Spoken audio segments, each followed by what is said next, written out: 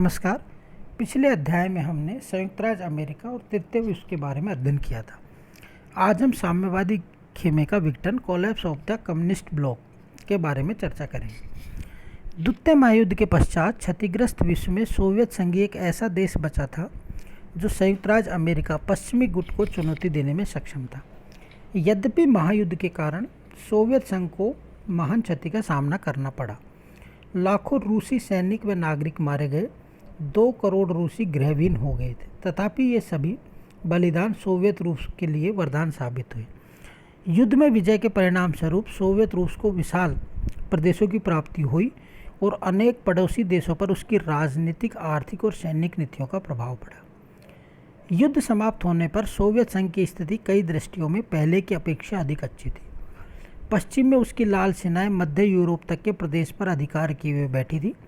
पश्चिम और पूर्व में उसके 2 बड़े पुत्र जर्मनी व जापान नष्ट हो गए। शत्रु जर्मनी व जापान नष्ट हो गए थे। पूर्वी यूरोप के अधिकांश देशों में साम्यवादी शासन की स्थापना हुई और 1955 में इन देशों को वार्सा पैक्ट के अंग के रूप में एक सुदृढ़ साम्यवादी गुट के रूप में अवतरित होने का अवसर मिला। बर्लिन की नाकेबंदी, कोरियाई युद्ध तथा चीन में साम्यवादी शासन की स्थापना ने सोवियत गुट को और अधिक सुदृढ़ कर दिया। सोवियत संघ के नेतृत्व में साम्यवादी गुट का निर्माण। द्वितीय विश्व के बाद सोवियत संघ के नेतृत्व में साम्यवादी गुट के निर्माण की प्रक्रिया प्रारंभ हुई, जिसमें एक एक कर पूर्वी यूरोप के राज्यों को साम्यवादी शासन के ढांचे में ढाला गया। पूर्वी यूरोप से अभिप्राय सामान्यतः उन क्षेत्र से है जो उत्तर में स्टेटिन से लेकर दक्षिण में ट्रिस्टे तक फैला हुआ है। इस क्षेत्र में सीमांत फिनलैंड, सोवियत संघ और तुर्की के सीमांतों से मिलते हैं। इस क्षेत्र के अंतर्गत पूर्वी Germany, Poland, Czechoslovakia, Romania, Bulgaria और अल्बानिया के राज्य शामिल किए जाते हैं। पूर्वी यूरोप में इन साम्यवादी राज्यों का क्षेत्रफल 8 लाख वर्ग किलोमीटर है और उसमें लगभग 12 करोड़ लोग निवास करते हैं। पूर्वी यूरोप के देशों को साधारणतः सोवियत संघ के पिछलग्गू सैटेलाइट के देशों के नाम से पुकारा जाता है। द्वितीय महायुद्ध के बाद इन देशों में साम्यवादी शासन की स्थापना में सोवियत संघ ने उल्लेखनीय सहायता दी। स्टालिन का यह विश्वास था कि सोवियत संघ की सुरक्षा के लिए आवश्यक है कि उसकी पश्चिमी सीमा पर स्थित पूर्वी यूरोपीय राज्यों में सोवियत रूस के प्रति सद्भाव व मैत्री रखने वाली सरकारें स्थापित की जाएं। सौभाग्यवश युद्धोत्तर परिस्थितियां उसे अपनी आवश्यकताओं के अनुकूल मिली। जिस समय युद्ध बंद हुआ, रूसी लाल सेनाएं मध्य यूरोप तक अपना अधिकार किए बैठी थी। पूर्वी यूरोप के सभी देशों को जर्मनी की दासता से उन्होंने ही मुक्ति दिलाई थी। इन देशों की साम्यवादी पार्टियों ने ही जर्मनी के विरुद्ध लड़े जाने वाले छापामार संघर्षों का नेतृत्व किया। साम्यवादी रूस के प्रति इन राज्यों में अपार सहानुभूति थी, अतः स्टालिन ने इस सद्भावना का लाभ उठाकर चतुराई से इन राज्यों में साम्यवादी शासन की स्थापना के सफल प्रयास किए। द्वितीय महायुद्ध के बाद पूर्वी यूरोप के देशों में सोवियतीकरण की प्रक्रिया प्रारंभ हुई। सोवियत सेनाओं ने जिन क्षेत्रों को मुक्त कराया था, वहाँ उन्होंने मजदूर वर्ग को सत्ता पर अधिकार स्थापित करने में सहायता की, ताकि स्थिति के सामान्य होने पर वहाँ क्रांतिकारी परिवर्तन लाए जा सके। पूर्वी यूरोप में सोवियतकरण की प्रक्रिया विभिन्न प्रकारों से व्यक्त हुई। 1945 में पोलैंड में स्टालिन के प्रयासों के फलस्वरूप एक मिलीजुली स्थायी सरकार संगठित की गई, जिसमें 5 राजनीतिक दलों ने भाग लिया। इस सरकार में सभी महत्वपूर्ण पदों पर साम्यवादियों के नियंत्रण में रखे गए। ब्रिटेन और अमेरिका ने इस शर्त पर मान्यता दी कि शीघ्र ही वहाँ स्वतंत्र आम चुनाव कराए जाएंगे। जनवरी 1947 में पोलैंड में आम चुनाव हुए, जिसमें साम्यवादी भारी बहुमत से विजयी हुए। चुनाव के उपरांत पोलैंड का झुकाव सोवियत संघ की तरफ हो गया और सोवियत संविधान के नमूने का पोलिश संविधान लागू किया गया तथा राष्ट्रीयकरण का कार्य तेजी से शुरू किया गया। वैदेशिक व्यापार और विदेशी नीति के मामले में पोलैंड ने सोवियत रूस की अधीनता स्वीकार की। वस्तुतः समग्र दृष्टि से पोलैंड सोवियत रूस के प्रभाव क्षेत्र में आ गया। 6 मार्च 1945 को सोवियत निर्देश पर रोमानिया में साम्यवादी सरकार का निर्माण किया गया। 8 मई को सोवियत संघ ने मित्र राष्ट्रों से परामर्श किए बिना रोमानिया की नई सरकार के साथ एक 5 वर्षीय समझौता किया, जिससे रोमानिया के आर्थिक जीवन पर सोवियत रूस का प्रभाव पड़ने लगा। नवंबर 1946 में चुनाव में साम्यवादी दल भारी बहुमत से विजयी हुआ। इसके बाद अन्य दलों को कुचल डाला गया और 13 अप्रैल 1948 को रोमानिया ने सोवियत नमूने के एक नए संविधान को अपना लिया। याल्टा में स्टालिन द्वारा किए गए आश्वासनों के फलस्वरूप नवंबर 1945 में बुल्गारिया में आम चुनाव हुए। चुनाव में केवल सरकार से मिले जुले दलों के प्रतिनिधियों ने भाग लिया। विरोधी दलों के उम्मीदवारों को आतंकित किया गया। 1946 में बुल्गारिया का एक नया संविधान बनाए जाने के उद्देश्य से आम चुनाव हुए। साम्यवादी दल इस चुनाव में भारी बहुमत से विजयी हुआ और बुल्गारिया में साम्यवादी शासन की स्थापना की गई। 1948 तक उसने मॉस्को के साथ घनिष्ठतम संबंध स्थापित किए। 1 फरवरी 1946 को हंगरी में राजतंत्र समाप्त करके गणतंत्र की स्थापना की गई। अगस्त 1947 में हंगरी में संसद के लिए चुनाव हुए, जिसमें साम्यवादी दल को प्रथम स्थान प्राप्त हुआ। नई सरकार में साम्यवादी दल के सदस्य राकोसी को प्रधानमंत्री बनाया गया और जून 1947 में प्रजातंत्रीय समाजवादी दल और साम्यवादी दल का आपस में विलीकरण हो गया और हंगेरियन वर्कर्स पार्टी के नाम से एक साम्यवादी विचारधारा वाले दल का जन्म हुआ। 1949 में हंगरी गणतंत्र का नाम बदलकर हंगरी का पीपुल्स गणतंत्र रख दिया गया। इस तरह हंगरी पूरी तरह साम्यवादियों के नियंत्रण में आ गया। द्वितीय महायुद्ध के बाद यूगोस्लाविया में साम्यवादी शासन की स्थापना हुई, परंतु पूर्वी यूरोप के अन्य देशों की भांति यूगोस्लाविया को मुक्त कराने में लाल सेना की कोई भूमिका नहीं रहती थी। वस्तुतः यूगोस्लाविया का मुक्ति संग्राम वहाँ के लोगों ने स्वयं लड़ा था और उसे मार्शल टीटो ने अपना नेतृत्व प्रदान किया था। चेकोस्लोवाकिया में मई 1946 के चुनाव में 310 में से 114 सीटें स्लोवाक व चेक साम्यवादी दलों ने प्राप्त की। वेनेस को राष्ट्रपति तथा गाटवाल्ड को प्रधानमंत्री बनाया गया। यह समय चेकोस्लोवाकिया में पूर्वी समाजवाद और पश्चिमी जनतंत्र के समन्वय का काल कहा जाता है। 1947 में जब मार्शल योजना सामने आई तो चेकोस्लोवाकिया ने अपने राष्ट्रीय हित की दृष्टि से उसमें सम्मिलित होना स्वीकार नहीं किया। अपनी सुरक्षा की दृष्टि से उसने सोवियत संघ की मैत्री आवश्यक समझी।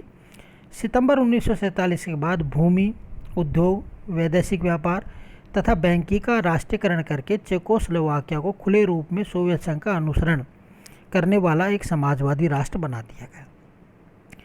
जनवरी 1946 में अल्बानिया में हुए चुनाव, जिसमें कम्युनिस्टों के नेतृत्व में अल्बानियाई लोकतांत्रिक मोर्चे को सफलता प्राप्त हुई। अल्बानिया को जनता का लोकतांत्रिक गणतंत्र घोषित कर दिया गया। पोस्टडाम समझौते के अंतर्गत जर्मनी को 4 क्षेत्रों में विभाजित कर दिया गया था। इसी प्रकार इसी समझौते के द्वारा राजधानी बर्लिन को भी 4 भागों में बांट दिया गया था। पूर्वी क्षेत्र सोवियत संघ के हिस्से में आया।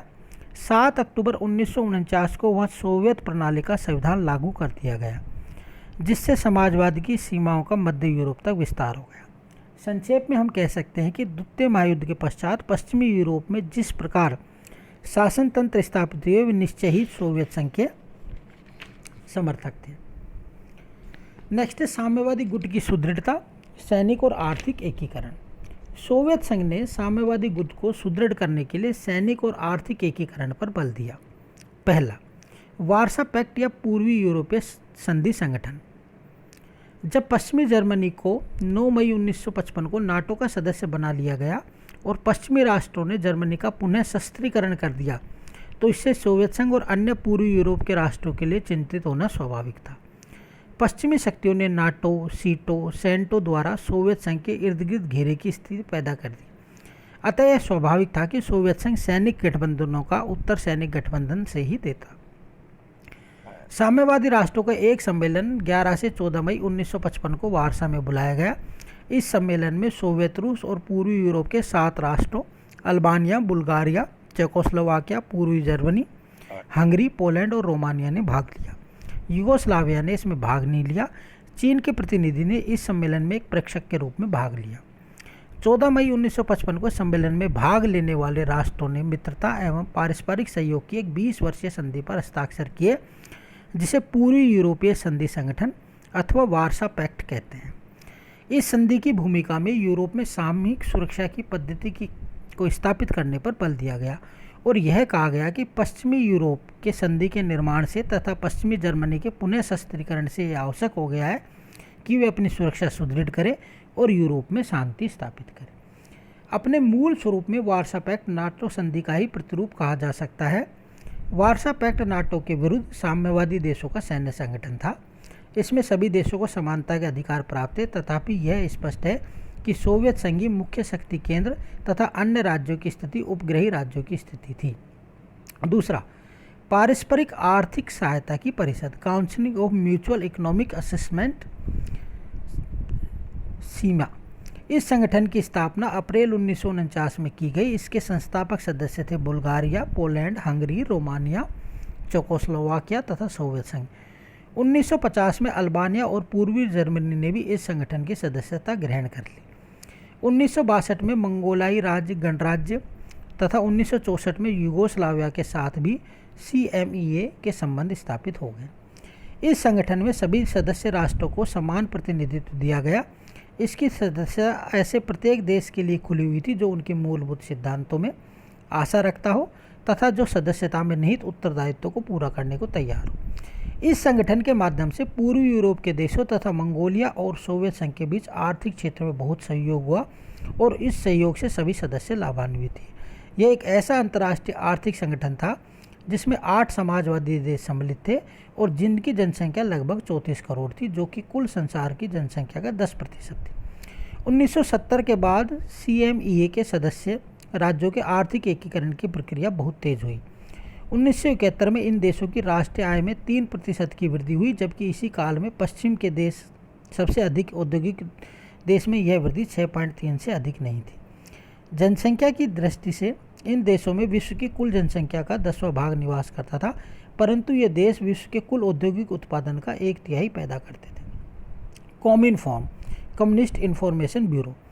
सितंबर 1947 में सोवियत संघ, Bulgaria, Hungary, Romania, Poland, Czechoslovakia, France और इटली के साम्यवादी दलों के प्रतिनिधि पोलैंड की राजधानी वारसा में एकत्रित हुए, जहां उन्होंने बेलग्रेड में एक साम्यवादी सूचना कार्यालय खोलने का निश्चय किया।